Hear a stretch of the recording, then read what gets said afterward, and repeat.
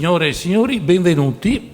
Questo è il secondo appuntamento del ciclo curato da Pietro Lando sulla Grande Venezia di Volpi ed è dedicato quest'oggi a il piccolo Lido, diciamo così, che fa ancora più grande la Grande Venezia ed è sposato al precedente appuntamento che riguardava viceversa il destino della Giudecca. Giustamente Pietro Lando parla di destini opposti, forse se non opposti, certamente divergenti. È mia abitudine, quando presento questo tipo di avvenimenti, dare alcune, indicazioni, piccole linee guida perché il tutto venga usufruito nel modo migliore. Allora, oggi avremo due comunicazioni, una di Pietro, che riguarda il Lido specificamente, e una di Matteo Piccolo, conservatore di Capesaro, mio amico e mio valente collaboratore e maestro a Capesaro, perché di storia dell'arte ne sa ben più di me. Infatti, apro piccola parentesi, l'Ateneo Veneto mi ha qualificato come storico dell'arte e curatore. No, non è vero, queste funzioni, se tali sono, sulla seconda ho molti dubbi, ma storia dell'arte invece è cosa seria.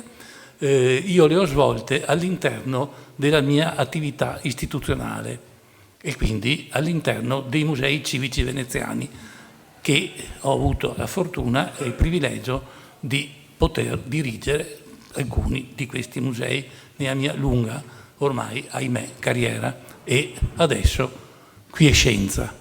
Quindi ritorniamo alle indicazioni. Queste due comunicazioni hanno per me grande valore.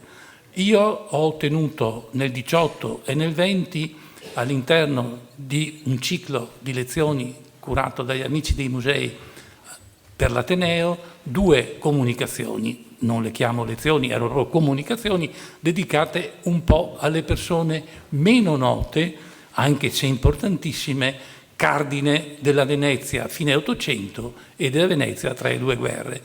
Queste comunicazioni erano indirizzate, la prima a Laurenti, Fortuni, Selvatico e Favai, la seconda a Cadorin, Torres, Martinuzzi e Balsamo Stella. Quindi io sono particolarmente, legato ai temi di questo ciclo e ai tempi di questi temi, ed è il motivo per cui io sono presente. Ma c'è un'altra indicazione che ritengo strategica e importante. Io considero che alcuni temi, proprio quelli più attinenti al mio lavoro, cioè quelli attinenti all'arte e alla sua espressione, debbano essere trattati storicamente. E questo perché io ho una forma di soggezione nei confronti dei fatti piuttosto che delle interpretazioni? No. È soltanto che, seguendo il magistero di Jean Clair, credo che la semantica e la filologia abbiano un rilievo assoluto nella storia delle idee. Io ne ho avuto prova spesso e molto spesso nel mio lavoro ho preferito usare anche impropriamente storici di professione per illuminare settori e angoli non chiari della storia dell'arte. Come sono ricorso, e qui il mio ricordo va a una premiata dall'Ateneo, la scomparsa da poco Giovanna Niero, che onoro per la sua capacità e professionalità, come dicevo, io ho molto spesso usato, passatemi il termine, chi si occupa di restauro per illuminare altri aspetti della storia dell'arte, così come ho sempre usato e abusato degli artisti. Alcuni qui sono presenti, non li nomino, ma sanno quanto sono stati importanti per chiarire il mio lavoro. Quindi l'importanza della storia. Questa è la motivazione della mia presenza quest'oggi. Proprio la storia come quell'aspetto di illuminazione dove non può entrare la mera interpretazione. Io non ho nulla, figuriamoci, contro gli storici dell'arte. Anche io ne ho visto uno mio amico, per il quale ho grandissima stima, però spesso la storia dell'arte è leggermente autoreferenziale. È come, io dico spesso, che sentendo parlare di Cadorin piuttosto che di Arturo Martini, uno ha quasi l'impressione che si parli di Amenofis IV. Quindi è piuttosto triste. Viceversa, gli storici, con l'attenzione a proprio la cronaca materiale, ci riportano in qualche modo proprio alla lezione del presente, e credo che i temi di questo ciclo, che trattano un periodo ben definito, siano però illuminanti, e spero illuminati, proprio per il nostro presente. Cedo la parola al primo relatore, Pietro Lando, che ringrazio. Allora, buonasera a tutti, eccoci qui a parlare del Lido. Allora, un attimo per spiegare il titolo. Che è venuto l'altra volta, avrà pazienza, ma pochissime parole per appunto la spiegazione di questo titolo. Intanto cos'è il progetto Grande Venezia? Così poi capiamo perché parliamo del Lido, della Giudecca con destini opposti. Il progetto Grande Venezia nasce più o meno, qua il dibattito storico è molto ampio e lo lascio da parte, comunque nasce, possiamo dire, con l'origine di Porto Marghera, a cui i favorevoli danno proprio letteralmente il compito di essere una muraglia contro la barbarie delle industrie a Venezia. Cioè il concetto, ridotto in minimi termini, è tutte le industrie si fanno a Porto Marghera, nella zona industriale di Porto Marghera, che ha il compito di produrre, guadagnare e difendere quindi economicamente anche la vecchia città di Venezia, a cui resta affidato il compito di essere centro direzionale non solo delle industrie di Porto Marghera, ma anche di istituzioni tipo le assicurazioni generali o altre grandi istituzioni o il compartimento ferroviario. È un centro direzionale, naturalmente, e anche fondamentalmente un centro culturale, quindi un centro turistico. E a Venezia viene assegnato questo compito. Riprendo l'ultimo punto perché al Lido viene affidato il compito di sviluppare al massimo le sue potenzialità di città del loisir, diventare la prima, lo è già, ma riconfermare il suo ruolo della più importante cittadina turistica d'Europa. In questo gioco chi perde è la Giudecca, che perde l'anima, non è più un'area industriale, non sarà, anche se negli anni in cui parliamo, che sono gli anni appunto del ventennio dopo la Prima Guerra Mondiale, prima del secondo conflitto, in quel ventennio economicamente, cioè industrialmente ne soffre relativamente, come abbiamo visto, ma perde la sua anima. Non è più la zona di sviluppo industriale, diventa l'isola della segregazione in cui vengono mandati soprattutto gli sfrattati. Nel 1923 fanno le baracche, vedremo che al Lido lo stesso anno faranno cose ben diverse. Quindi invece il Lido gioca un ruolo diverso, però i destini sono paralleli, nel senso che pensate che la prima fabbrica che viene costruita alla Giudecca, la prima fabbrica moderna, è del 1852, è di Rothschild. Il primo stabilimento balneare del Lido è del 1857. La Giudecca e il Lido, parlo del Lido, il Lido centro, quindi entrano nella modernità contemporaneamente. Certo, hanno una storia secolare, San Nicolò, Malamocco, hanno una storia, Malamocco addirittura millenaria, però appunto entrano nella modernità contemporaneamente. Nel 1884 nasce il Mulino Stucchi alla Giudecca, nel 1887 al Fisola, che aveva costruito il primo stabilimento, si è sostituita una società per azioni, la società dei bagni, fa una serie di interventi, tra l'altro costruisce anche la prima centrale termoelettrica del Lido. Agli inizi del Novecento c'è un enorme sviluppo industriale alla Giudecca, la fabbrica della birra, il cementificio, e potremmo contarne all'infinito. Al Lido, ai primi del Novecento, nasce l'Eccelsior, nasce la CIGA, la compagnia italiana grandi alberghi. Quindi c'è questo sviluppo parallelo. Questo sviluppo parallelo lo vediamo anche nel numero di abitanti. Il Lido resta sempre inferiore alla Giudecca, ma vedete come aumenta il numero dei suoi abitanti.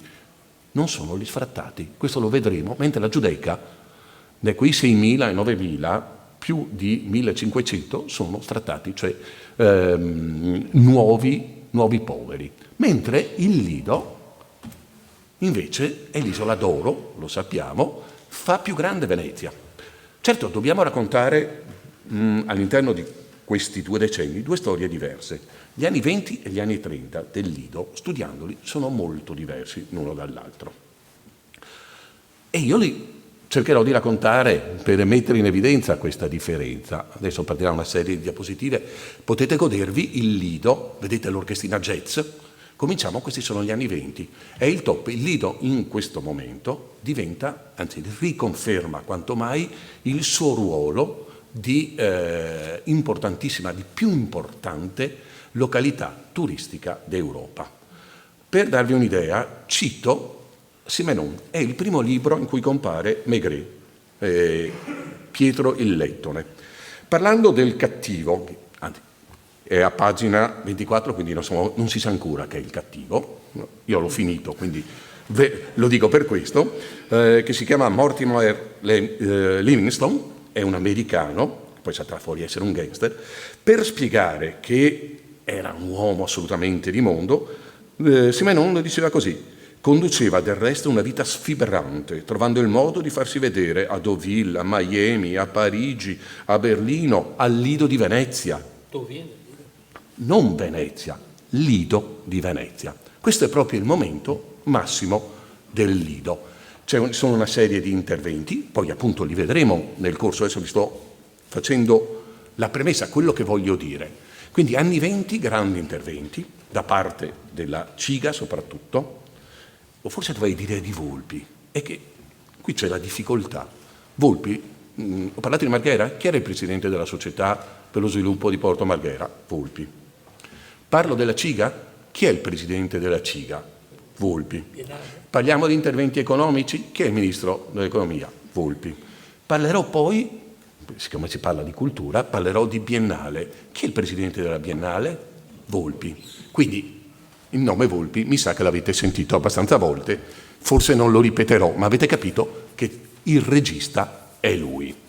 Ecco, una serie di interventi che portano il Lido al massimo sviluppo. Vedremo interventi di vario tipo, perché ci saranno migliorate le attrezzature alberghiere, verranno create le famose feste dell'Excelsior e del Deben, e verranno proposti avvenimenti di carattere internazionale di enorme portata, come la Coppa Schneider, poi altri avvenimenti sportivi. Verranno create delle strutture sportive che sono fondamentali per la politica turistica della CIGA. Però, attenzione, dopo lo vedremo nei particolari, negli anni 20 comincia anche un destino diverso per il Lido, perché il problema di Venezia, quello del sovraffollamento, non può essere ignorato e il Lido viene in qualche modo, vedremo poi i particolari, ma viene coinvolto. Vengono costruite delle case al Lido, cioè comincia ad apparire una funzione residenziale nell'isola destinata al loisir dell'élite. Certo, non sono gli sfrattati e la piccola e media borghesia, ma comincia a esserci qualcuno che non è un ricco turista. Gli anni 30 cambia tutto, molto. Apparentemente non cambia niente perché le spiagge sono sempre affollate, però attenzione, c'è stata la grandissima crisi del 29. Questo cosa consegue? Ovviamente arriva in Europa un po' in ritardo, ma non arrivano più soprattutto i ricchi americani. Ma poi un po' alla volta comincia a calare la presenza dei turisti ricchi. Ricchi non sono solo quelli che spendono tanti soldi, ma anche quelli che restano tanto tempo. Si comincia ad accorciare sempre più il tempo di permanenza. E non è più il momento, come scrive il giornale, me l'ho presa nota, scrive: la grande aristocrazia europea vive in costume o in pigiama all'Excelsior. Questo è quello che scrive nel 23. Nel 30, dal 30, non è più così. Comincia a cambiare la questione. appunto per le conseguenze della crisi economica, ma anche perché comincia un po' alla volta, e soprattutto lo vedremo verso la fine degli anni 30, comincia a prendere forma il turismo di massa anche in Italia. Arrivano, così la chiamano i giornali dell'epoca, i popolaristi. Sono quelli che vengono con i treni popolari, che è un'invenzione del regime. Per il regime è importante questo movimento, ma per i veneziani non è che siano proprio tanto contenti, perché sono i provincialotti che vengono dalla mattina alla sera. Qualsiasi riferimento al presente non è casuale. Quindi questa è la situazione degli anni 30. Quindi vedete che cambia, anche all'Isola d'Oro non è tutto oro quello che luccica. Poi c'è il colpo di genio, indovinate di chi? Di Volpi. Probabilmente l'idea non è stata sua, ma l'ha fatta sua, che rilancia sempre perfettamente coerente con l'idea del Lido, città del loisir, del piacere e della cultura, rilancia il piatto creando la Biennale Cinema. Cioè non esisteva prima il concetto di cinema arte. La 10ª musa, come è definita, diciamo che la inventa la Biennale di Venezia. Maranini, se non vado errato, è il segretario, però è Volpi presidente, quindi è lui che ne assume l'onere e l'onore. E un onore grande, perché ancora oggi il Lido finisce sulle pagine dei giornali ogni anno per la mostra del cinema.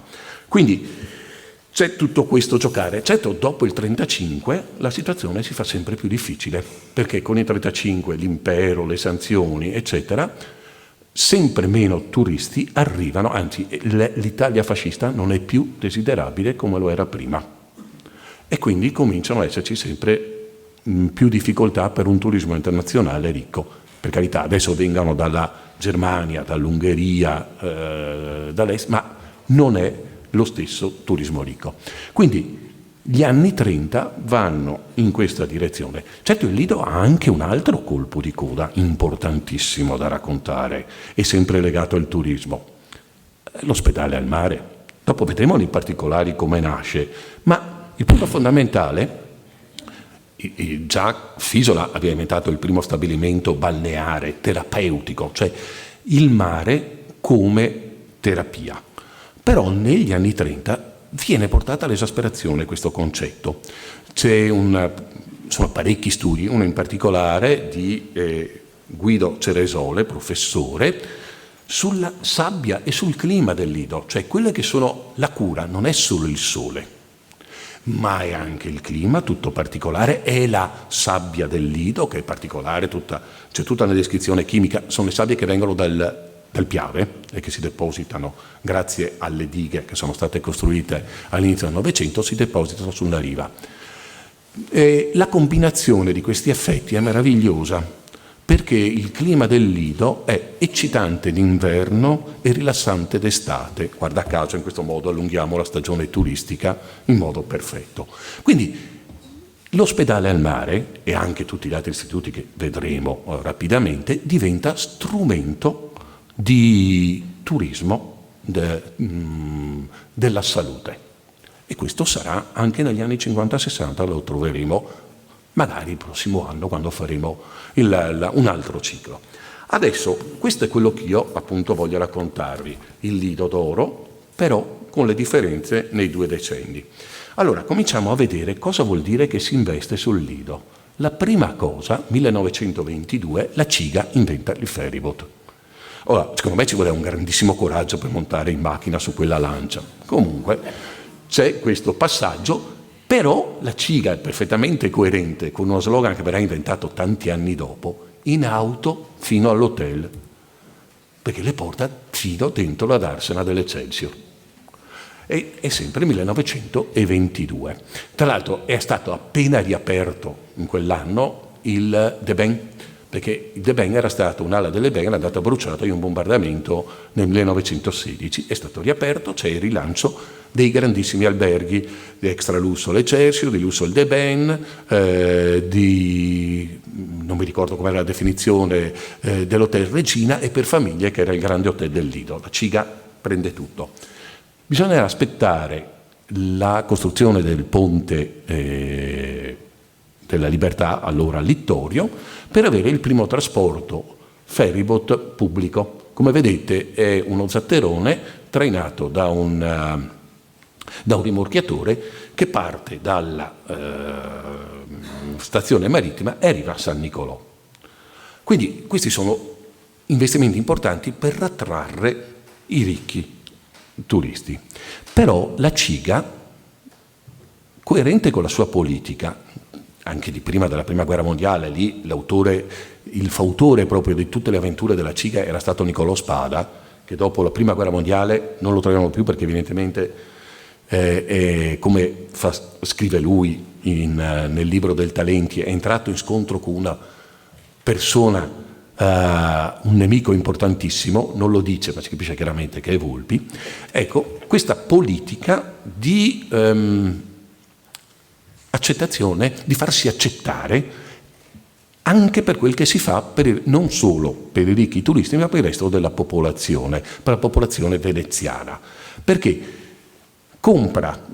acquista la società dei bagni degli Alberoni, ne ricostruisce lo stabilimento e guardate la pubblicità del 25 è questa, e vedete Bagni Alberoni, locanda Alberoni, la spiaggia per tutti. Questo diventa lo slogan, cioè dove poter andare in spiaggia tutti. Anche il municipio, il comune, costruirà una 60 di capanne da mettere nella spiaggia degli Alberoni. Vi faccio vedere una cosa divertente: servizio autotranviario. Il tram effettivamente arrivava fino all'Eccelsior. Perché scrivono autotranviario? Perché la CIGA compra questo marchingegno che è davanti alla locanda Alberoni, si chiama Elettromobile. Visto che sono 2 o 3 anni che abbiamo gli autobus elettrici al Lido, ecco, in realtà questo era prima. È una carrozza del tram che però al posto delle rotaie usa ruote gommate per muoversi sulla strada e ha delle batterie, non ha bisogno del pantografo, non ha bisogno di fili. Con questa elettromobile si fanno i collegamenti dal Lido agli Alberoni. Dal Lido intendo piazzale Santa Maria Elisabetta. Andrà avanti alcuni anni, poi sparisce misteriosamente. Ecco, allora torniamo alla CIGA più dorata. Questa è la galleggiante, partiva dalla darsena dell'Eccelsior e suonando musica arrivava fino in bacino di San Marco, dove appunto i ricchi ospiti della CIGA potevano godersi spettacoli meravigliosi. Ma c'era anche lo Chevaux, che viene il più prestigioso e più elegante nightclub, viene inaugurato nel 1921 e resta famosissimo per tutti gli anni 20 e 30 della nostra storia. Ecco, e sullo Chevaux comincio a parlare di feste. Sono una serie di manifesti, sono pochi purtroppo, ho cercato di più: la festa della lanterna,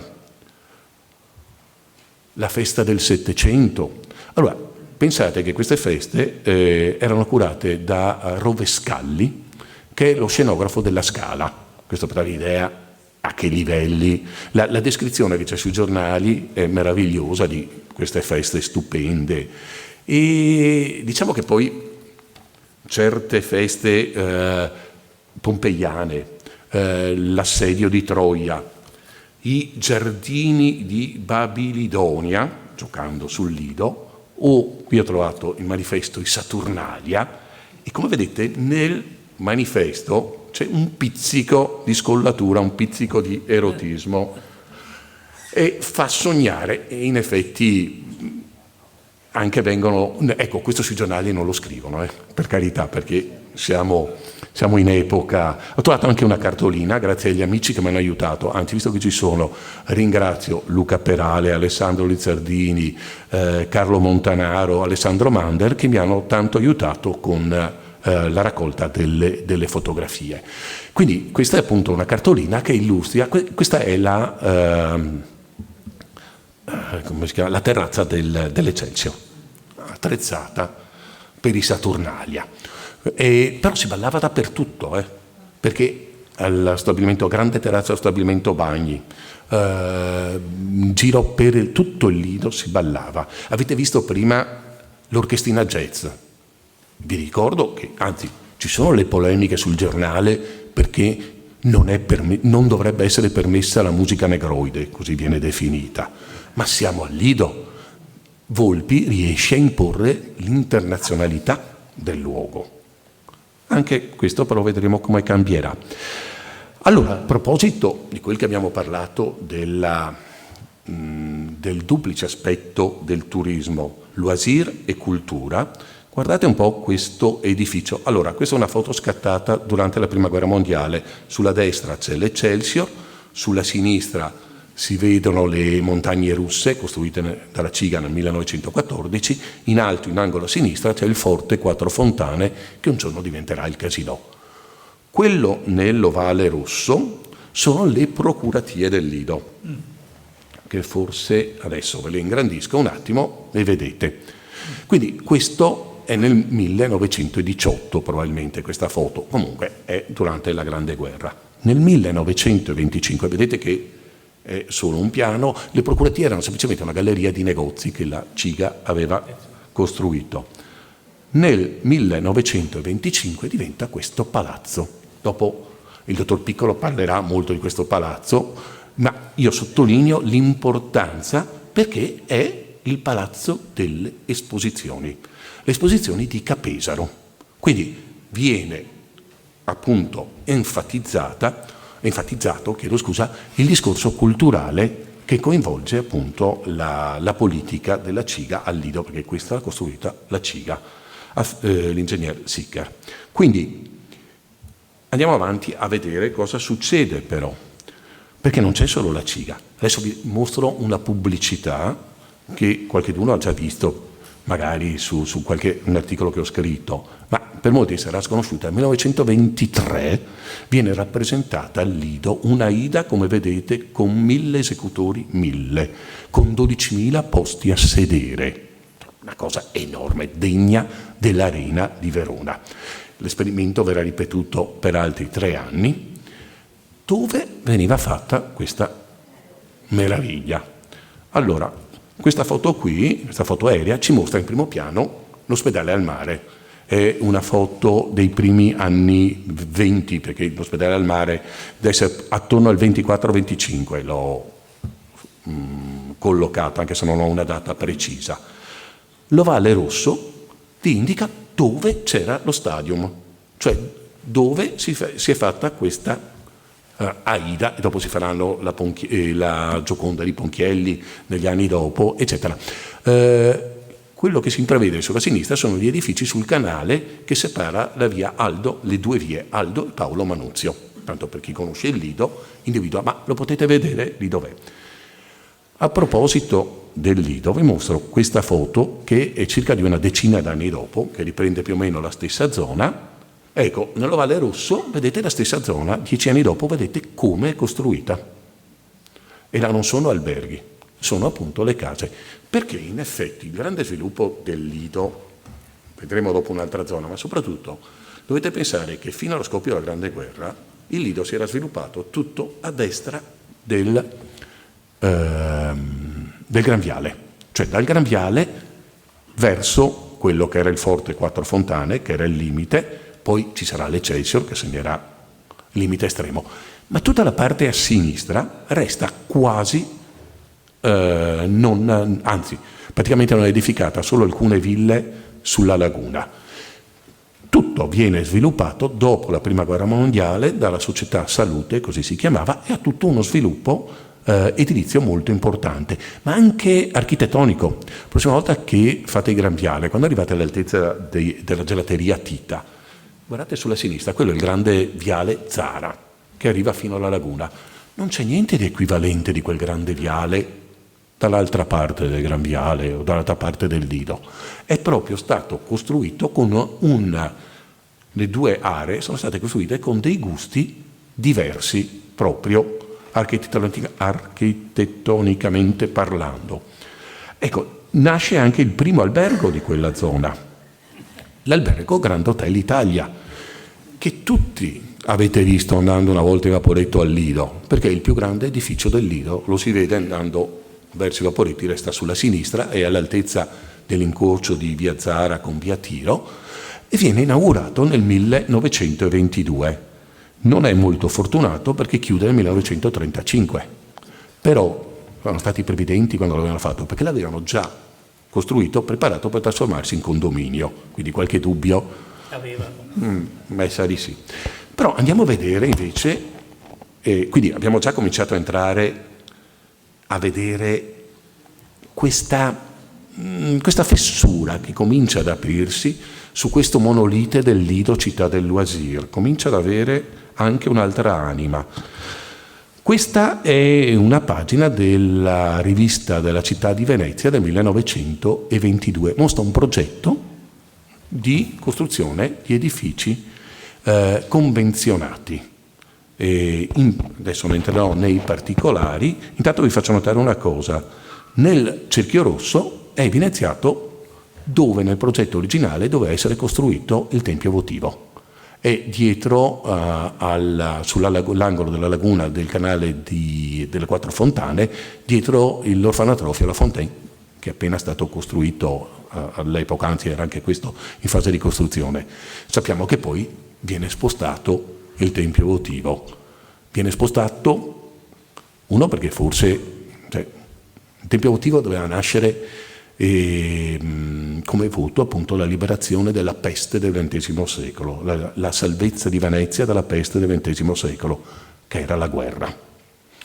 In realtà poi assumerà un significato diverso, perché diventerà il sacrario, quindi infatti per quello è diviso in due, che una parte sotto è tempio, la parte sopra, la parte sotto, chiedo scusa, è sacrario, la parte sopra è proprio tempio, per raccogliere i resti dei soldati morti nella difesa di Venezia. Quindi probabilmente era un po' ingombrante averlo alle Quattro Fontane nel centro della posizione degli alberghi della Ciga. E l'ipotesi invece, altra ipotesi, secondo me estremamente più verosimile e che comunque mi fa piacere raccontare, è che il Tempio della Salute, votivo della salute, il Tempio votivo del Redentore, si vedono dalla piazzetta, dal molo di Venezia. Anche il terzo ponte, anche il terzo Tempio votivo doveva essere costruito visibile dalla piazzetta di Venezia, e per quello viene costruito dove è stato fatto effettivamente. Ecco, però torniamo alle case. Allora, vi mostro, con questo rettangolo viene individuata la prima serie di case, sono piccole case, tranne, vedete che ci sono due rettangoli un po' più grandi, quelle sono dei condomini, gli altri sono piccole villette mono-bifamiliari, sono destinate soprattutto, sono cooperative di impiegati, qui ho detto piccola e media borghesia.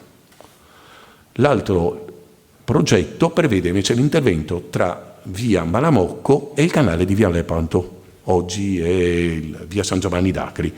Questo lo stesso sono interventi per impiegati e tecnici, soprattutto delle ferrovie, qua è soprattutto la cooperativa dei ferrovieri che avanza questo progetto.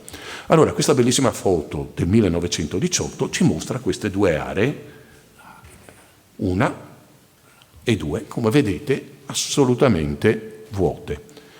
Questa foto invece della ricognizione della Royal Air Force del 1945, la freccia indica il Casino, ecco vedete come nel primo rettangolo adesso è pieno di tetti e anche nell'ovale è pieno di tetti, cioè queste case sono state effettivamente costruite ed ecco appunto come si sviluppa questa prima fessuretta in questo monolite del turismo.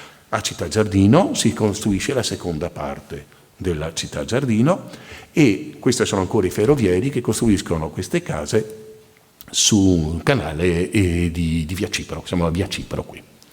Quindi interventi di altro tipo. Ma torniamo a parlare del lido turistico.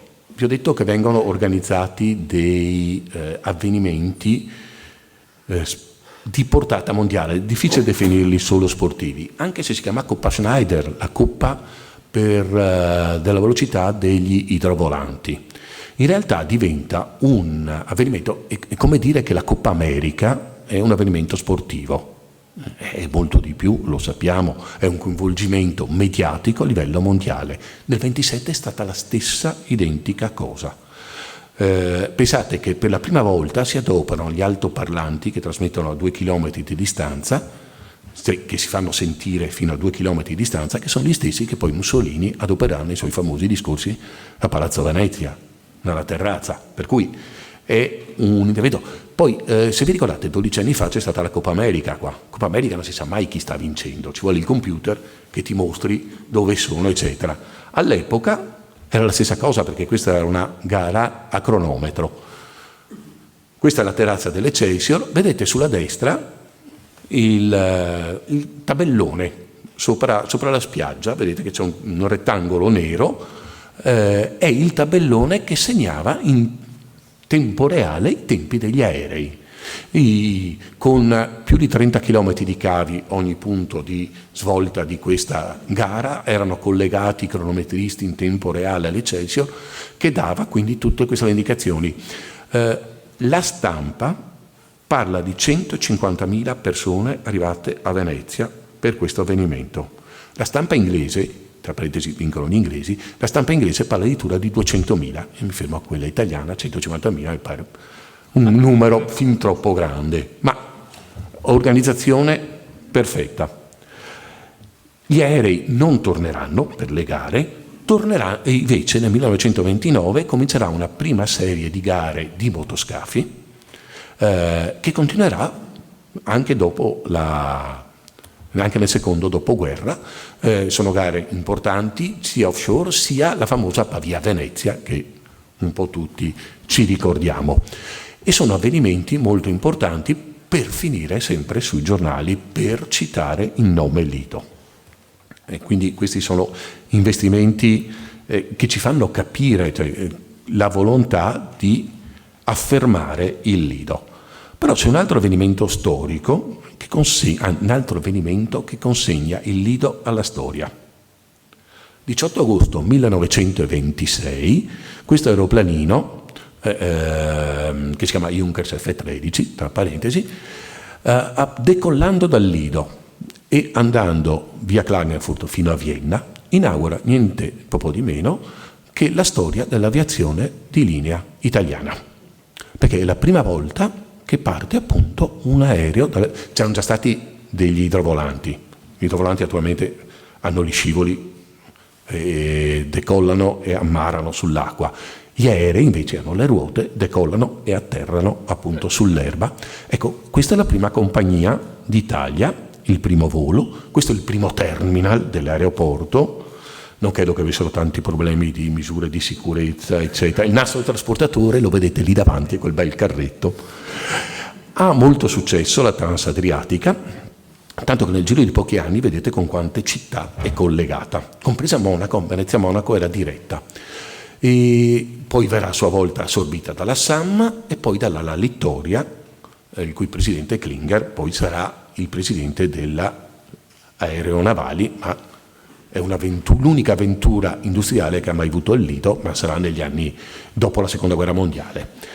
Quindi l'aeroporto è così importante che fino allo scoppio della Seconda Guerra Mondiale resta il secondo per traffico di passeggeri e merci. Quindi è nella storia non solo per il primo volo, ma anche perché è stato un aeroporto importante. Talmente importante che Hitler e Mussolini la prima volta si incontrano al Lido.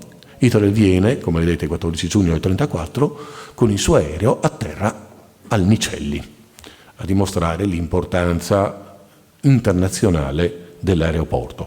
Nel 1935 viene inaugurata la famosissima e bellissima aerostazione, restaurata nel 2007, che invito tutti quanti, chi non l'ha vista, qualcuno c'è sempre che non l'ha vista, ad andarla a vedere perché è una bellezza. Poi lo sport, l'abbiamo visto, le gare, eccetera, ma c'è anche lo sport da far praticare ai turisti, anzi bisogna offrire l'opportunità di praticare certi sport a certi turisti ricchi, anglosassoni, il golf. Vi faccio vedere questa cartolina degli anni 20. Attira la vostra attenzione sul fatto che c'è scritto Porto del Lido, Porto di Treporti, il Lido, Mare Adriatico, e invece di Punta Sabbioni c'è scritto Golf.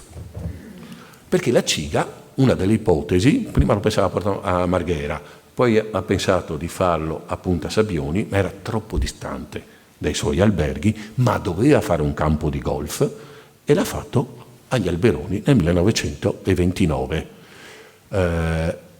Io non scommetterei €1 sul fatto che indovinate subito chi era il presidente del Golf Club. No. Volpi. Come le targhe Volpi sono i premi per l'altro sport, il tennis. Cioè la CIGA costruisce 6 campi da tennis alle spalle dell'Eccelsior, lo vedete là sulla destra, mentre altri 2 campi restano tra l'Eccelsior e la spiaggia.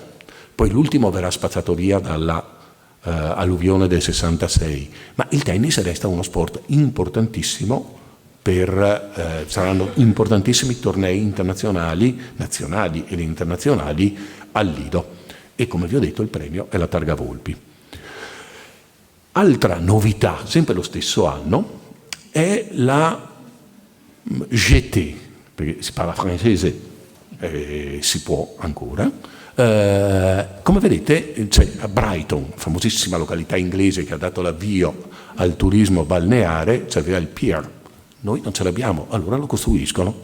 È la passeggiata sul mare, poi verrà adoperata anche per fare gli scivoli e i trampolini, perché chi conosce il Lido sa che per arrivare a 1,5 metri d'acqua deve fare 100 metri prima di trovare 1 metro d'acqua. Quindi avere la possibilità di avere la diga, come tutti quanti noi la conosciamo, anzi la rotonda, noi la conosciamo, è importantissimo. Però c'è l'altro aspetto, il Lido come cura. Vi ricordo che nasce come istituto terapico, quello del Fisola. Nel 21 il forte di Malamocco viene trasformato in istituto elioterapico e balneare per gli invalidi di guerra, cioè viene dedicato ai soldati, soprattutto si parla di tubercolosi, e viene appunto creato questo istituto elioterapico. I preti e suore sono un po' in contrasto con la mondanità della spiaggia. Allora, per aiutarli, perché servono anche per loro le cure, naturalmente, vengono costruiti 2 istituti elioterapici. Uno San Camillo, dedicato ai preti, uno il Carlo Steb, dedicato alle suore, proprio dedicato alle cure. Nel giro di pochi anni diventeranno viceversa 2 istituti elioterapici per tutti. Quindi diventano delle cliniche della salute assistiti appunto da personale ecclesiastico. Soprattutto è bellissima questo edificio del 1923, Torres, il Solarium. Esiste ancora, oggi è un condominio, è di fronte all'entrata della spiaggia Miramare. Cos'ha di particolare?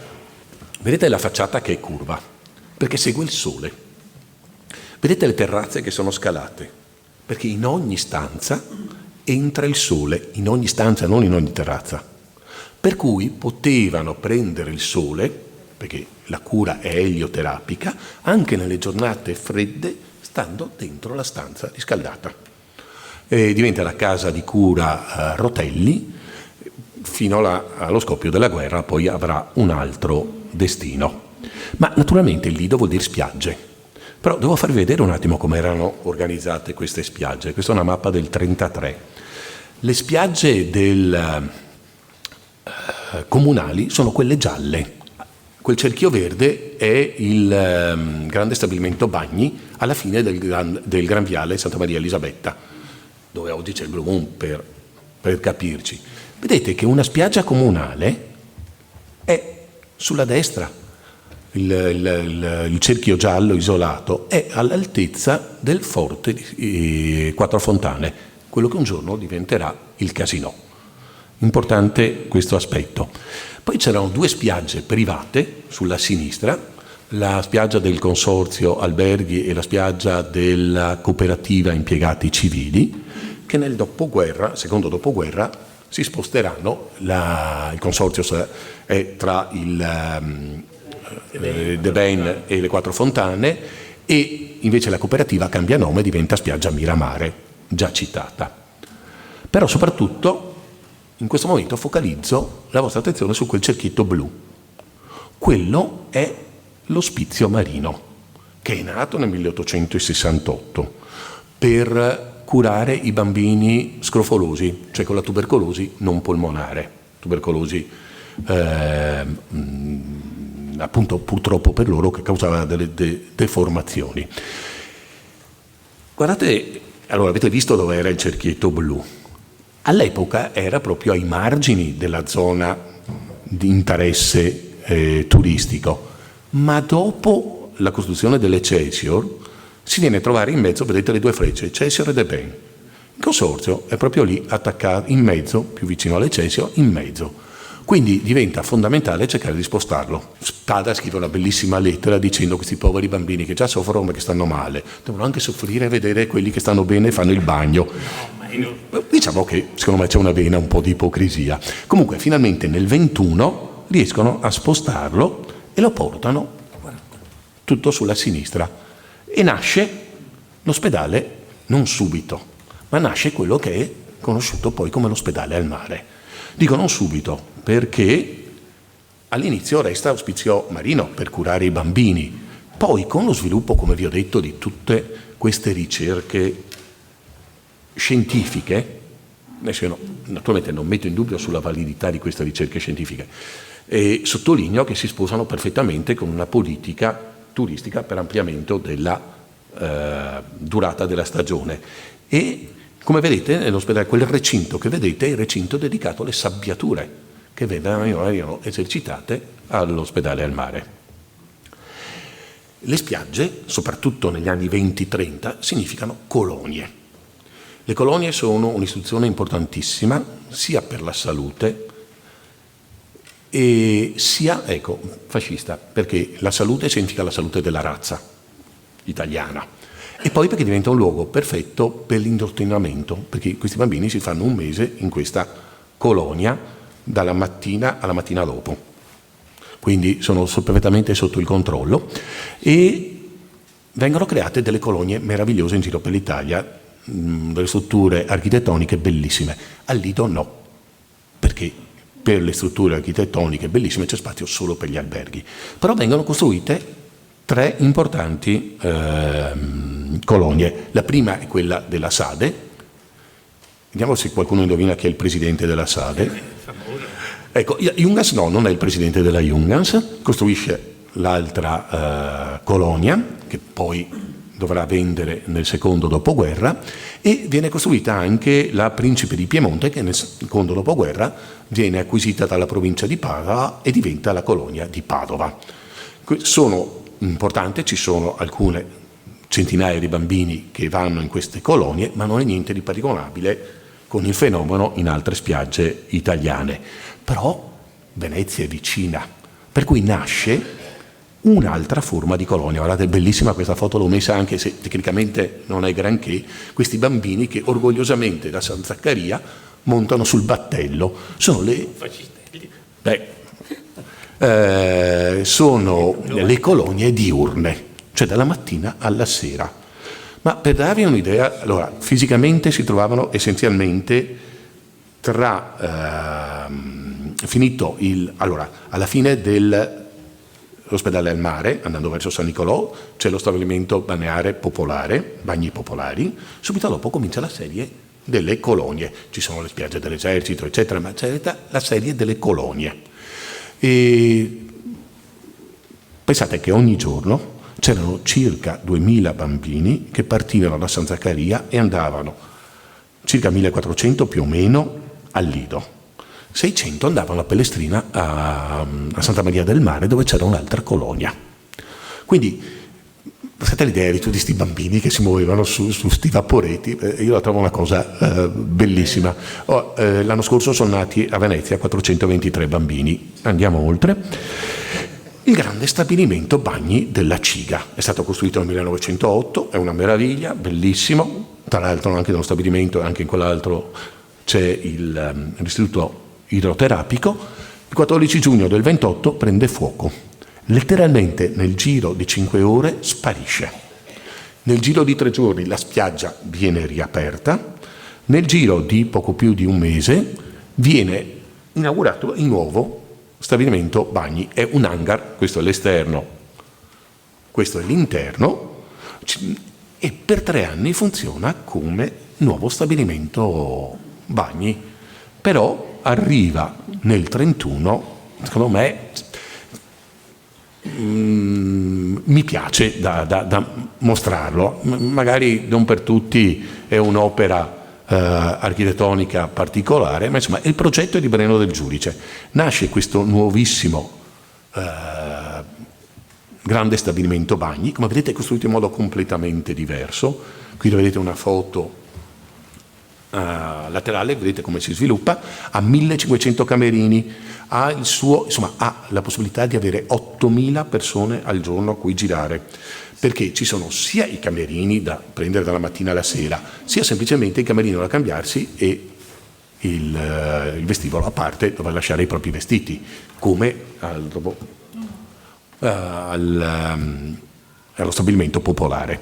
Quindi ha una capienza enorme, ha un istituto idroterapico. Un'altra foto per mostrarvelo: dal 35 ospita 100 vasche dell'acquarium, dove ci sono le specie marine di alghe e di pesci, anzi non marine, acquatiche, perché ci sono messe sia quelle del mare, sia quelle della laguna, sia quelle dei fiumi. Quindi 100 vasche, quindi. Allora, ci dà anche, come vi ho detto, comincia a darci un'idea un po' diversa del Lido degli anni 30.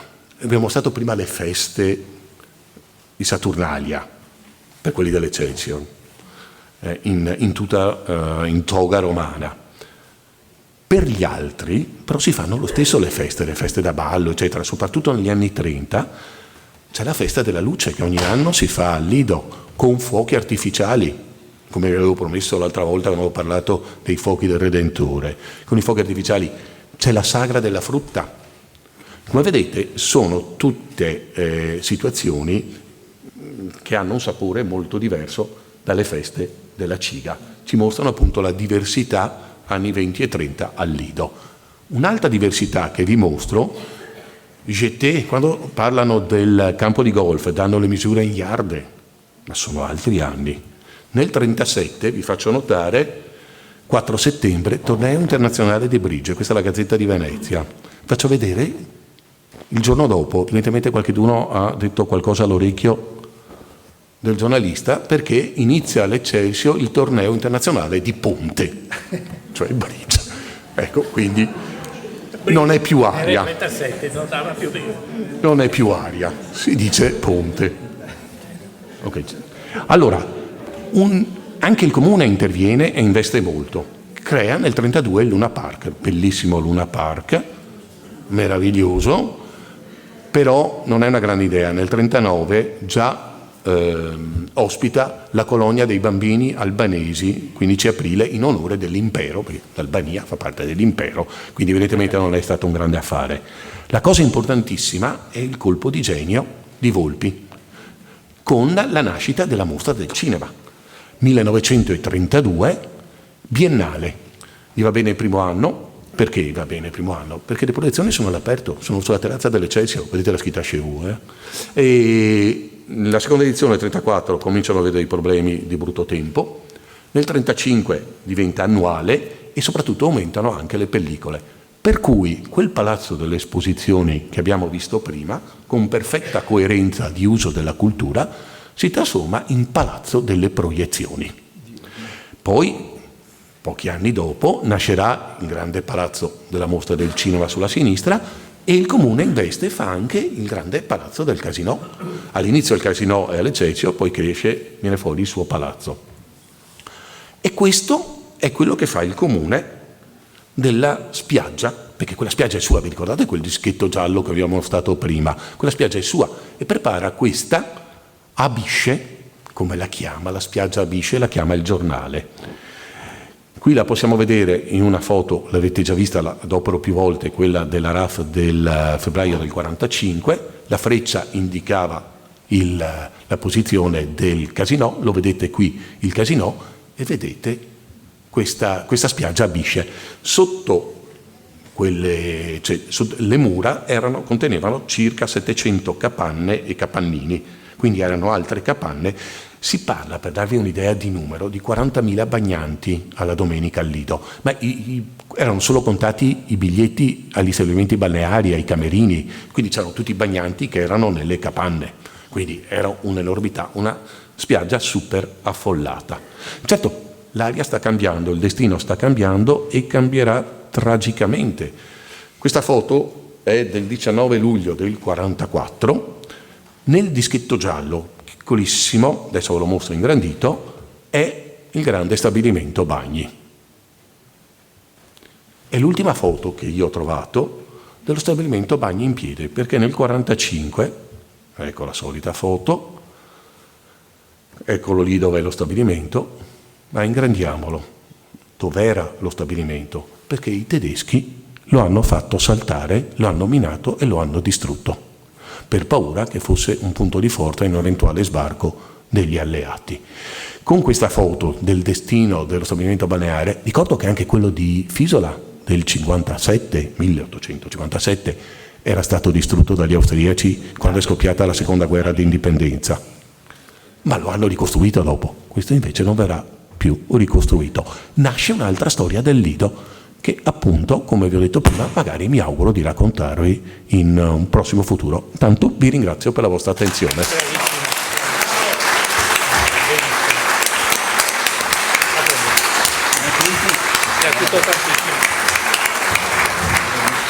Bravo, bravissimo.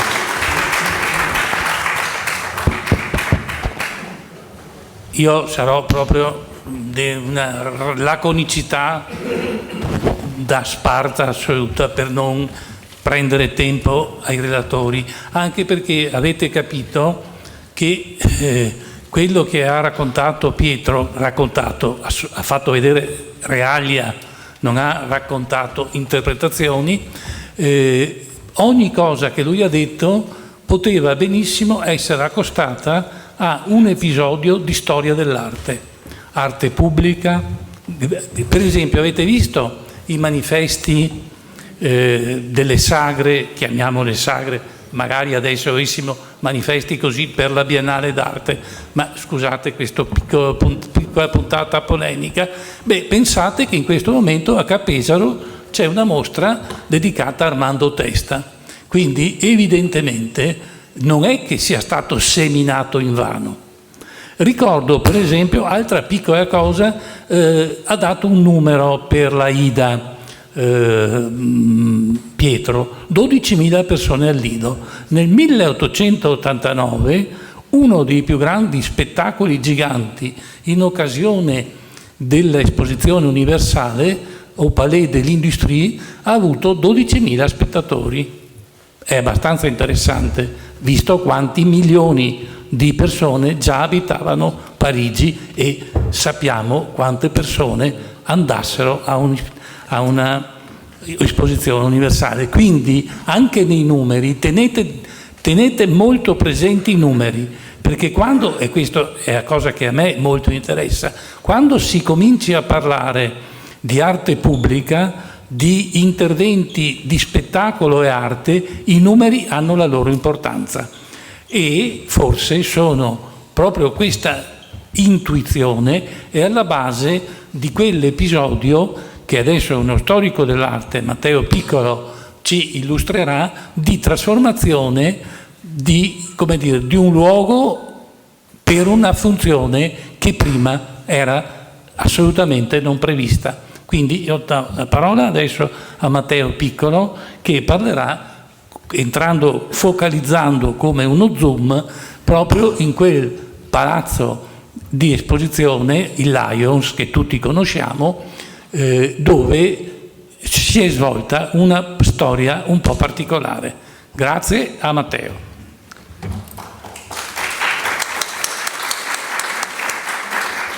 Grazie a voi dell'invito, grazie a Silvio Fuso, grazie a Piero Lando, grazie all'Ateneo, è un onore ovviamente per me parlare di fronte a voi e spero che siate magnanimi con me e che le mie mancanze insomma, sappiate sopportarle insomma, in questa occasione. Parto facendo un passo indietro se vogliamo, cioè sono sicuro che tutti quanti voi conoscete bene cosa erano e cosa sono poi in realtà le mostre d'arte e di industrie veneziane a Palazzo Pesaro. Mi permetto solo di richiamare alcuni punti solo per, come posso dire, perché poi ci servono nel prosieguo del discorso.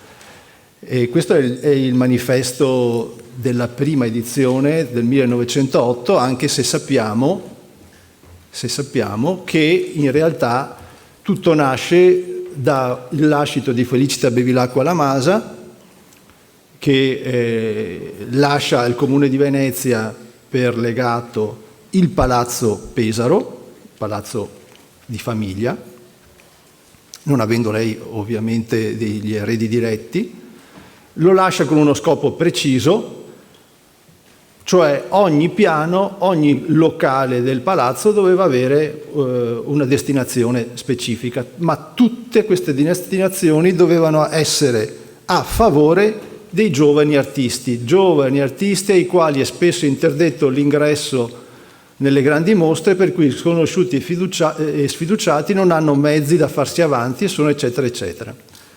Per cui il Comune accetta alla morte nel 99 di Felicita questo lascito e decide subito di far partire gli studi, che erano uno degli scopi specifici che dovevano trovarsi all'ultimo piano, gli studi per giovani artisti messi a pigione ma ad un prezzo che noi definiremo politico, insomma, ecco. E fatica però a far partire la seconda parte del lascito, cioè quella che riguardava le mostre d'arte e di industrie veneziane, che dovevano tenersi preferibilmente, diciamo così, tra il primo piano e il piano ammezzato, in tutto o in parte. Faticano perché non si sapeva bene come posso dire, organizzare la cosa. Addirittura a un certo punto, qui questo è diciamo così, è la delibera del Consiglio Comunale del 1906, in cui viene istituito in realtà questo tipo di manifestazioni con uno statuto e così via. Non si sapeva come organizzarle, per cui tra il 1900 e il 1906, 1905 meglio, il Comune di Venezia cerca di interessare una istituzione in particolare, che poi con poca fortuna diciamo così, perché si occupi della realizzazione di queste mostre. Non ci riesce, alla fine nel 1906 decide di prepararle e di organizzarle in proprio e quindi l'anno successivo, e qui c'è scritto in questa delibera, praticamente viene fatta la pianta organica e l'anno successivo viene assunto anche il personale che doveva tenere queste mostre e organizzarle. Innanzitutto viene assunto il segretario. Concorso 1907 viene assunto fra vari candidati Nino Barbantini, Eugenio, detto Nino Barbantini, giovanissimo, laureato in legge, ma con già diverse pubblicazioni e interessi nella storia dell'arte, che era l'unico peraltro laureato, ma non era richiesta la laurea nel concorso, per cui diciamo bene si affermò grazie alle sue qualità culturali e anche credo a un certo punto anche umane in qualche maniera, insomma colpì molto i commissari del concorso. E vi dicevo ci doveva essere il segretario, un portiere custode e 2 guardasala, tutto qua. e il Comune, nella stessa delibera del 1906, ordina di adattare a questo scopo, e quindi stanzia anche in solido, il solo piano mezzato del palazzo. Perché? Perché nel frattempo il primo piano nobile era stato proditoriamente occupato da qualcosa che non ci doveva essere secondo il lascito di Felicita Bevilacqua, cioè la Galleria Internazionale d'Arte Moderna di Venezia, che è nata 2 anni prima rispetto al lascito, nel 1897, non trova pace, o meglio non trova posto dove essere sistemata, nonostante si arricchisca ogni 2 anni provenienti dalla Biennale di moltissime opere. Di fronte all'incapacità di trovare una soluzione, il Comune approfitta, diciamo così, un po' allargandosi così, di questo palazzo magnifico, non del tutto adatto peraltro a ospitare un museo, come vedremo. Neanche adesso. Assolutamente. Difatti, questa ve l'ho messa perché capiate un attimo com'era la situazione nel 1909, quindi siamo in quegli anni là, è tratta penso la prima pubblicazione che riguardi esattamente la Galleria Internazionale d'Arte Moderna di Venezia a Pesaro, cioè una pubblicazione di Pica di quell'anno. È la corte, il cortile interno, ancora senza il pozzo, che è una, diciamo così, aggiunta successiva. Infatti il pozzo che vedete oggi nella corte proviene dallo smantellamento di quella che era viceversa la corte della Zecca, ma è un altro discorso, non ci addentriamo. Ci sono ovviamente una partecipazione molto fortunata, diciamo, alle prime mostre organizzate da Barbantini a partire dal 1908, quindi dall'anno successivo rispetto alla sua assunzione. Molto fortunata perché ci sono alcuni personaggi, alcuni artisti che poi diventeranno estremamente famosi e che fanno in questa sede i loro primi passi. Vi ho messo alcuni esempi, ma proprio così, ce ne sono molti altri da citare. Peraltro, io vi faccio vedere opere che, a parte una, sono 4 in tutto, ma a parte una appartengono al museo, ma non arrivate in seguito a un'acquisizione diretta del museo in quelle situazioni là, in quelle mostre lì, perché semplicemente non era possibile, era vietato. Quindi, ad esempio, la fanciulla piena d'amore del 13 di Arturo Martini arriva per un dono della vedova di Nino Barbantini, di Maria, nel 1954. Douarnenez iperfamoso di Gino Rossi, esposto a Pesaro nel 19, è un dono in persona di Nino Barbantini del 1938, quindi dopo la sua acquiescenza, va in pensione attorno al 1937. La fanciulla verso sera, che è un pezzo del 19, esposta pure all'edizione delle mostre d'arte e di industrie veneziane del 19, dono di Barbantini in persona, anche questa nel 51. Vi faccio vedere anche un pezzo molto famoso che purtroppo non è nostro, è di una collezione privata, è la fanciulla del fiore di Gino Rossi, esposta a Cappesaro nel 10. Era, come posso dire, un centro veramente che era fulcro della, tra virgolette, modernità in quel momento lì, non è che con una serie veramente diversificata di artisti con tendenze molto diverse, oltre a questi che vi ho citato, non so, ci viene sempre in mente Moggioli, ci viene sempre in mente Boccioni, che fa un'apparizione così, dopo vedremo. Ma ce ne sono molti altri, insomma, ecco, di altrettanto capaci, insomma. Allora, sul fatto che Cappesaro non fosse una sede adatta né al museo, ma a questo punto nemmeno alle mostre d'arte e industrie veneziane, diciamo, ci si rende conto abbastanza presto, o meglio, questi uomini, in primis Nino Barbantini, se ne rende conto estremamente presto. Tant'è vero che subito dopo, poco dopo il suo rientro,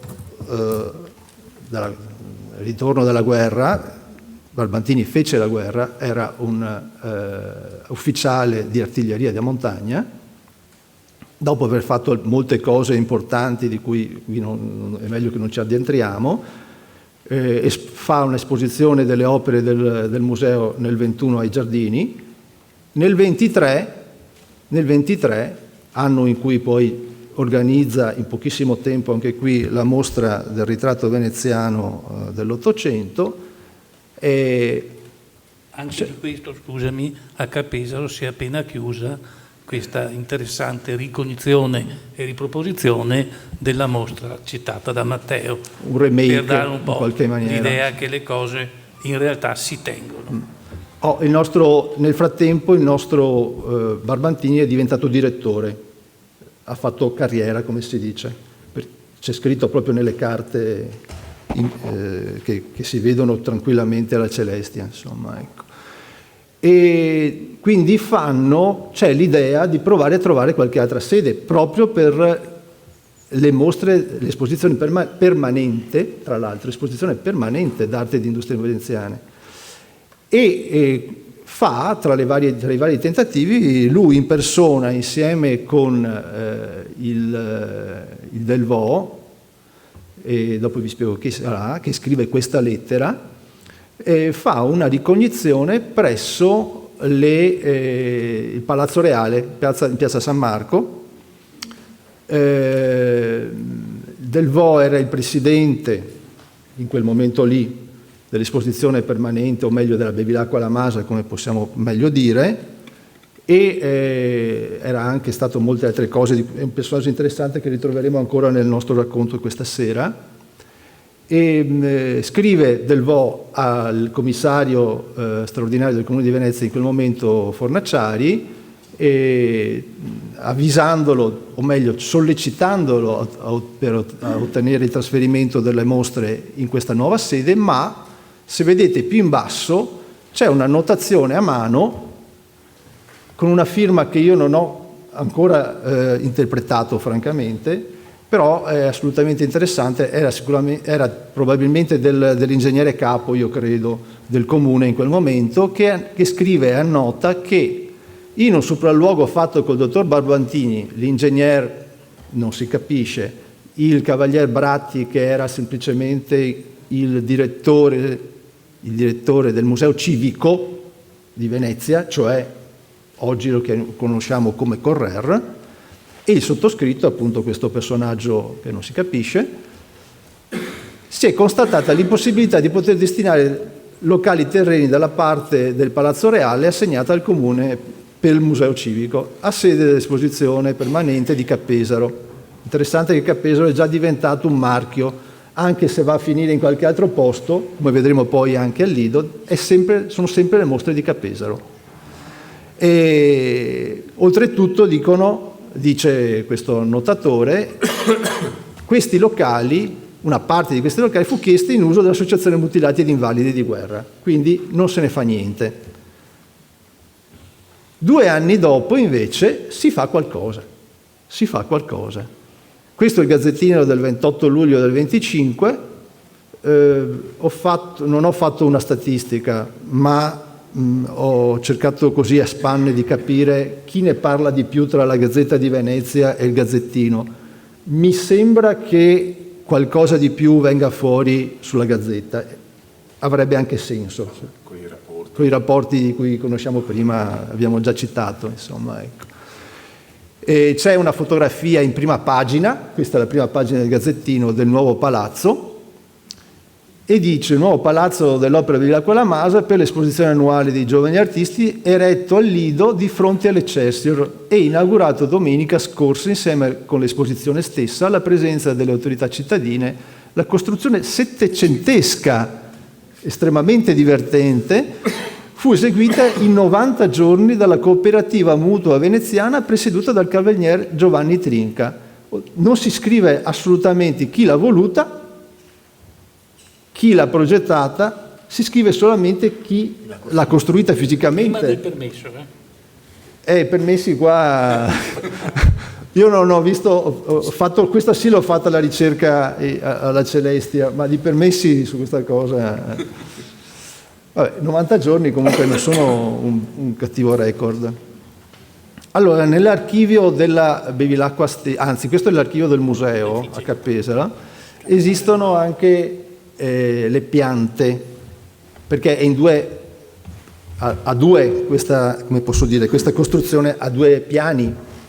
Uno, il famoso piano terreno, dove c'erano più che altro le varie sale espositive, vedete, è tutta divisa in sale, e ci sono anche i negozi di fianco, sul lato lungo, diciamo, il lato lungo dell'edificio e il lato lungo del porticato, ma c'era anche un piano seminterrato dove c'è scritto, vedete, altre sale, dove ci sono altre sale, c'è un deposito e altri, penso, non dico sotterranei, ma seminterrati anche al servizio dei negozi, se non erro, poi Piero mi correggerà assolutamente. Quindi è una costruzione rispetto al miserello, oserei dire, piano ammezzato di Cappesero. È proprio miserello. Assolutamente, anche se adesso abbiamo gli uffici là, ma... Sì. Ecco, ma per le mosche, diciamo così, miserello. si tratta di decine di sale ormai, vedete, ampie, assolutamente, con bella luce, costruite apposta, quindi assolutamente adatte a ospitare un'esposizione d'arte. Qui Piero mi ha segnalato, mi ha fornito una bellissima fotografia, purtroppo sempre tratta da un quotidiano, dal Gazzettino, di qualche anno prima, in cui si vedeva che uso se ne faceva nello stesso sito dell'edificio precedente. Cioè qui si mangiava, Cioè questo qui era un ristorante praticamente. Ristorante Tagliapietra lo chiama l'articolo. Bellissimo, devo dire. In realtà questo ci dice anche, ma Piero mi ha già anticipato ampiamente in questo, non è neanche il motivo del mio racconto, ci dice anche cos'era il Lido, cioè che mondo c'era in quegli anni al Lido. Sui giornali si può interpretare bene. Il Bagni Alberoni mi ha anticipato, ero sicuro che, però l'ho messo lo stesso, abbiate pazienza.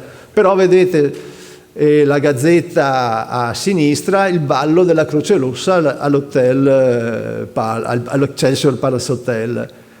Oppure c'è una interessante conferenza del Cavaliere Ufficiale Salvadori sulla metropolitana al Lido.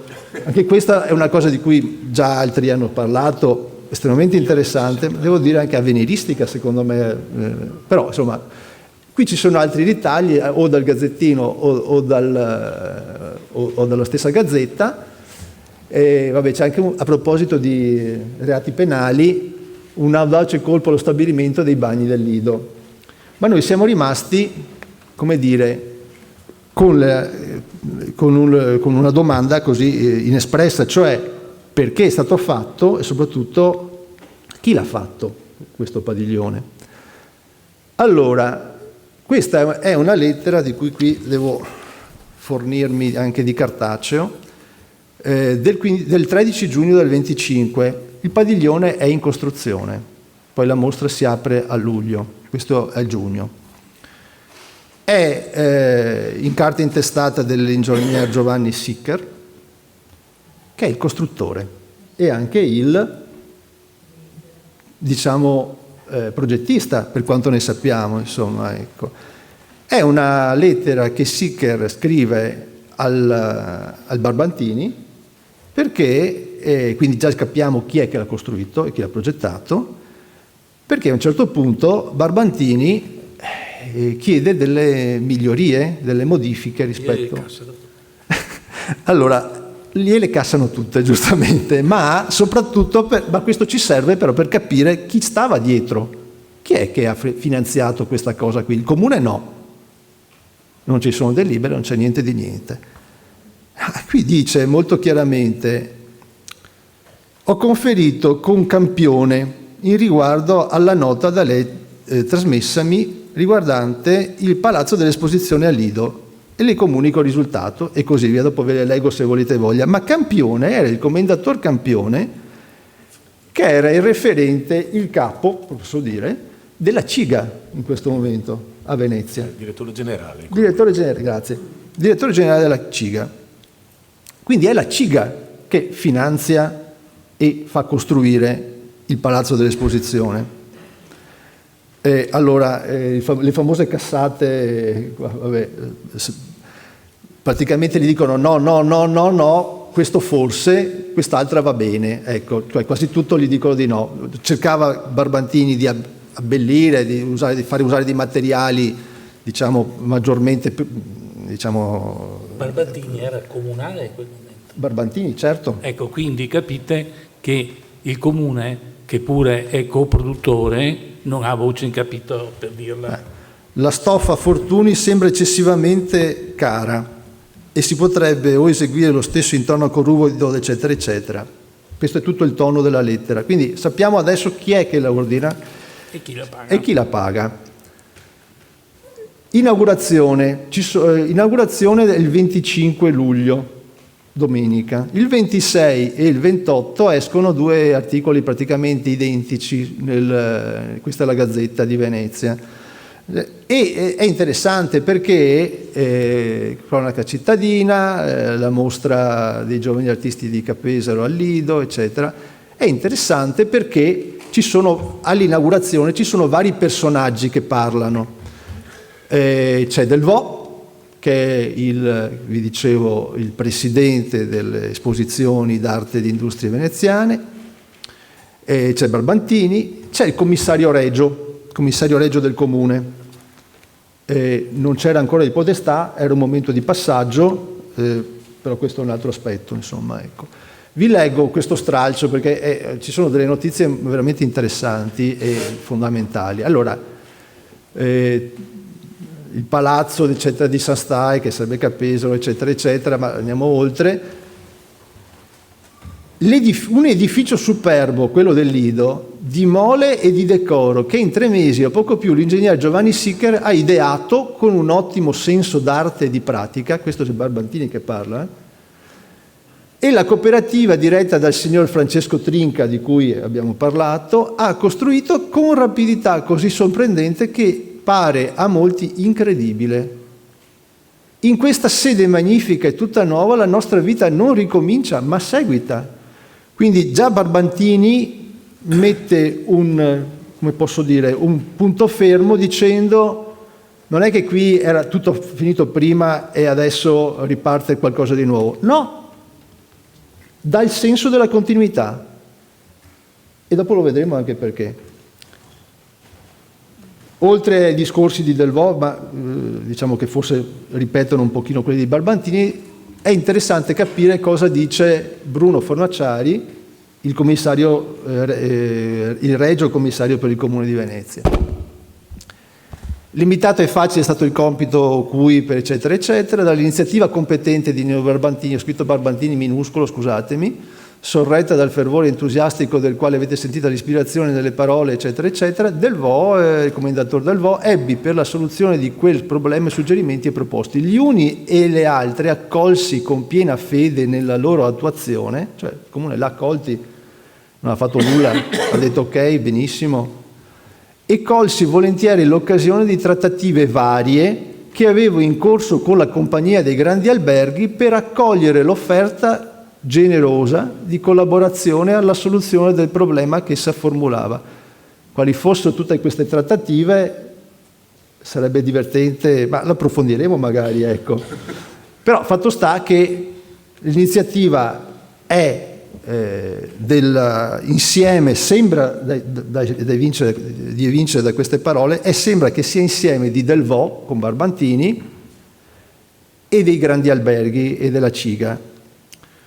In realtà tra Delvaux e la CIGA c'era un collegamento, perché Delvaux era il direttore della Banca Commerciale Italiana a Venezia. Quindi riavvolgiamo un attimo, non solo era presidente della Bevilacqua La Masa, tra l'altro è stato anche presidente del comitato per la famosa mostra del ritratto veneziano del 23, e era chiaro che si intendevano bene con Barbantini, ma la Banca Commerciale Italiana, a me risulta, che sia stata anche uno dei primi finanziatori della CIGA. Certo.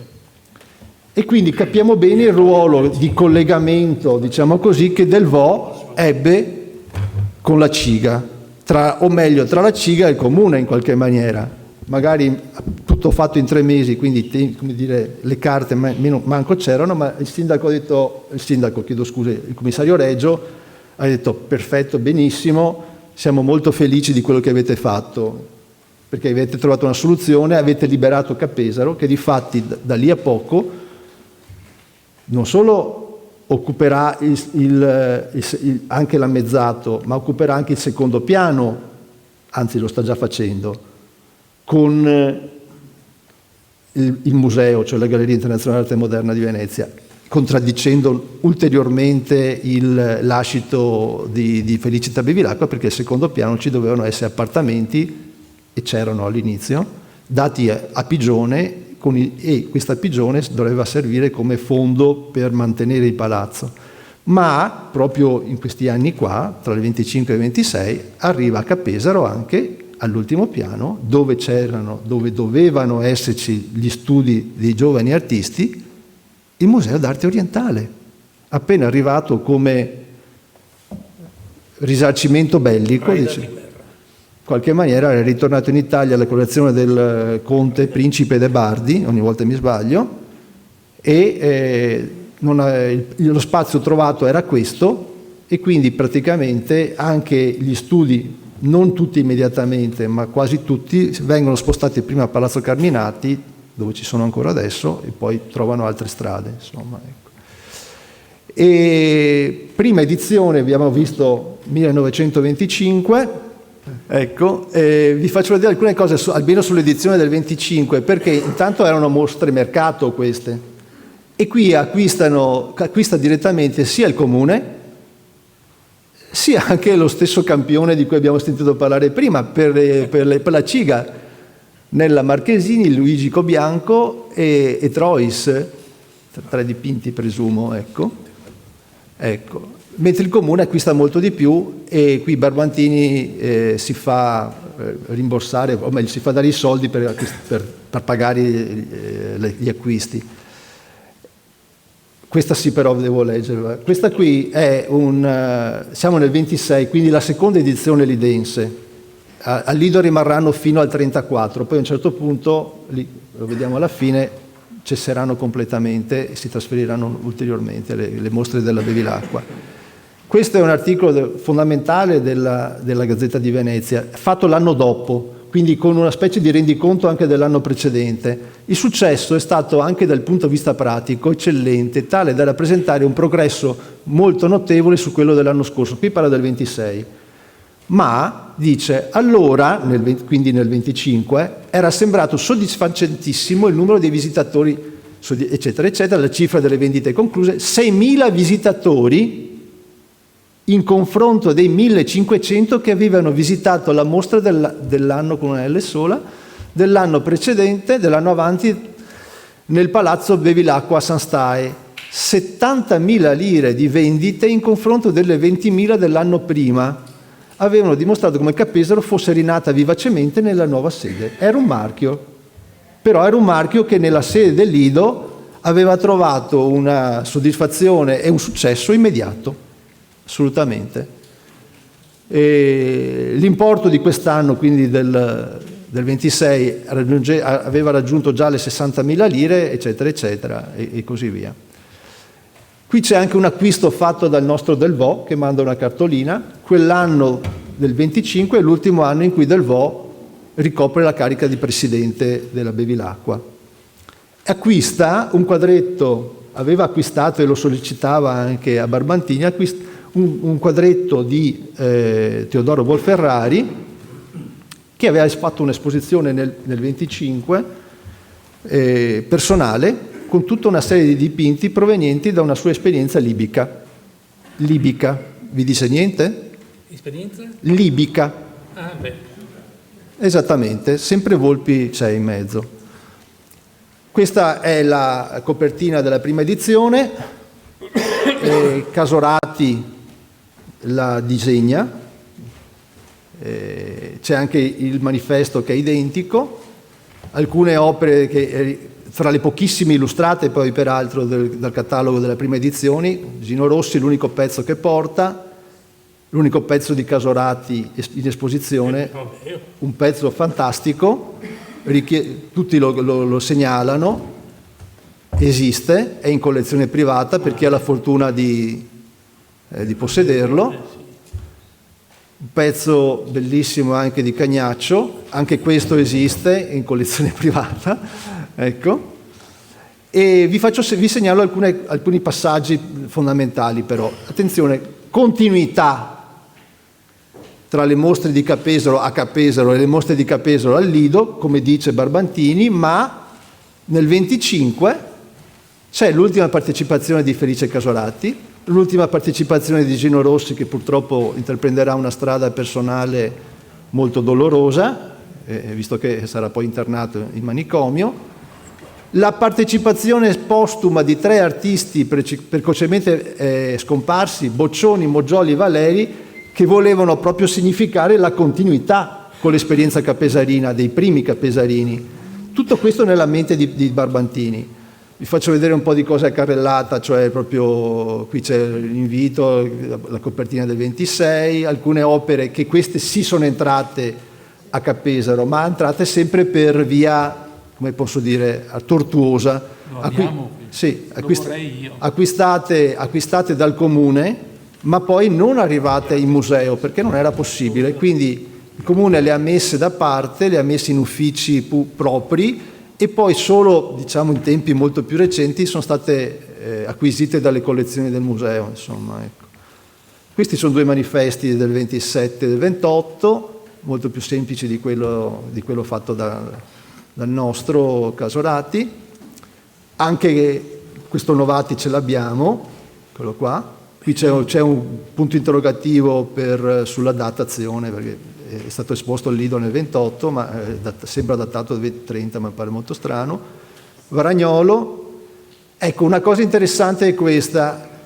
C'è un cambio generazionale, abbiamo detto.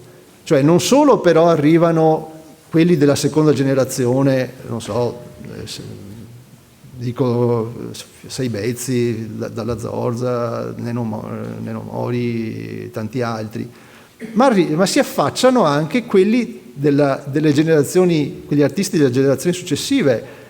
Beppi Santomaso, che noi non conosciamo così, ovviamente, però è Santomaso e poi dopo di lui altri ancora. Qui siamo però già nel 33. Minassian, questo Gigi Candiani, che da mestrino ricorda le mie parti, Scarpa Croce con i Crogioli, anche Malossi,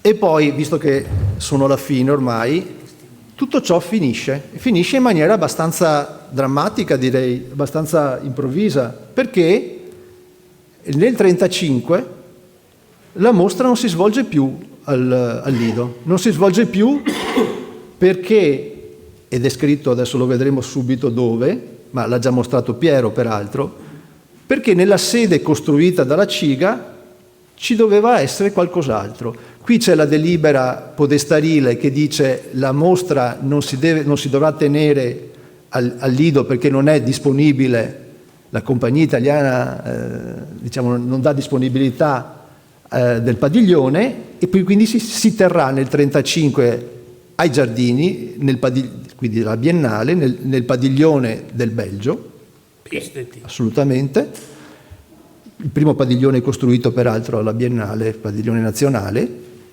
e dall'anno successivo poi si trasferiranno, come sono ancora adesso peraltro, in parte perlomeno, in Piazza San Marco. Piazza San Marco, dove dovevano forse andare nel 23 peraltro.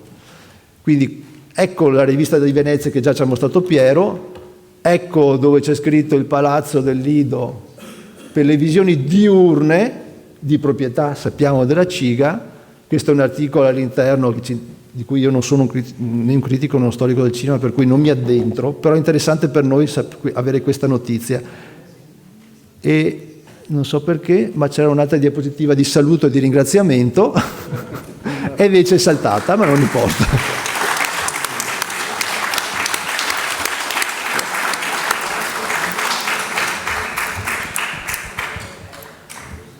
Dunque, nonostante l'ora un po' avanzata, i relatori sono disponibili a domande.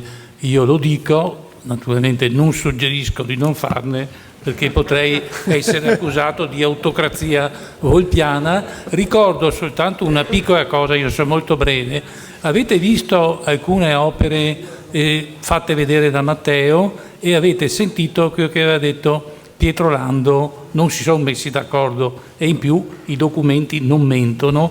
Quando Pietro ha parlato di un mutare, voi avete visto che le opere, incredibilmente, erano completamente in accordo con quello che diceva Pietro rispetto a proprio la direzione in cui stava andando il Lido e molto probabilmente Venezia, direzione che non è detto sia stata voluta soltanto. Lo Zeitgeist, consentitemi questo tedeschismo, se posso dire così, lo spirito del tempo è tanto importante quanto i grandi personaggi. Quindi lo spirito del tempo Volpi lo ha bene interpretato.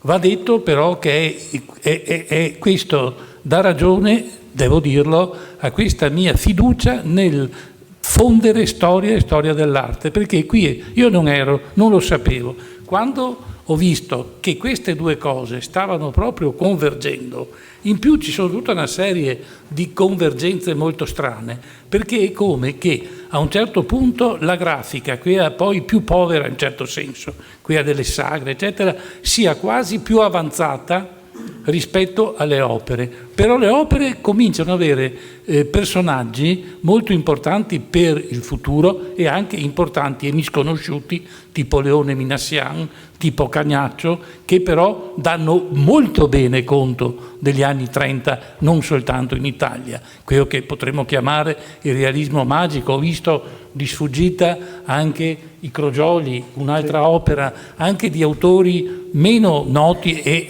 da me stesso in qualche modo meno amati, parlo come vecchio pensionato, però che danno conto proprio di un mutamento. Quindi è proprio finisco dicendo una cosa: quante volte noi crediamo di andare a vedere qualcosa o di andare in un luogo essendo protagonisti, essendo viceversa, e non con cattiveria di chi lo organizza, assolutamente guidati da qualcuno e da qualcosa. Credo che la storia e la storia dell'arte, con umiltà, proprio per ridarci libertà di interpretazione, queste cose devono assolutamente testimoniarle. Vi ringrazio e ricordo che il 23 Pietro finirà questo ciclo con dei confronti fotografici che, non per fare pubblicità, credo saranno davvero suggestivi proprio in questa ottica, cioè nell'accostare diversi contenuti, diverse epoche per illuminare il nostro tempo. Grazie di nuovo.